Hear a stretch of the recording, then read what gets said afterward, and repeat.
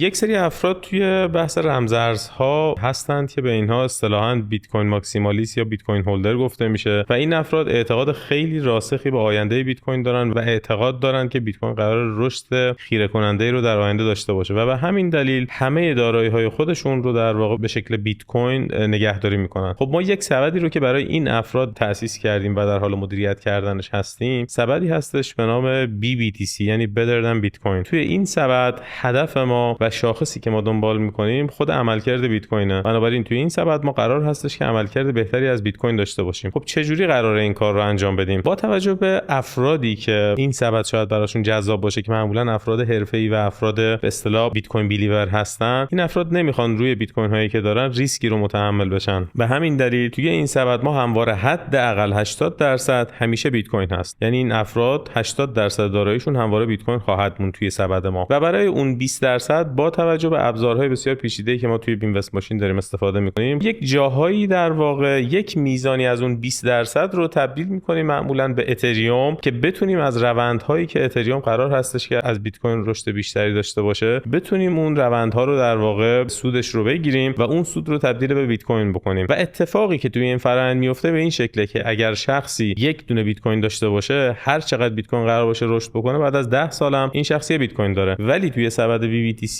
اگر سرمایه گذاری بکنه، یک بیت کوین این شخص بعد از 10 سال میتونه تبدیل بشه به 1.5 بیت کوین و این اتفاقی که ما توی سبد BBTC دنبالشیم و طی بیشتر از 1 سال و نیم، 1 سال و 8 9 ماه که ما این سبد رو در واقع داریم مدیریت میکنیم و درصد قابل توجهی عملکرد بهتری از بیت کوین داشتیم.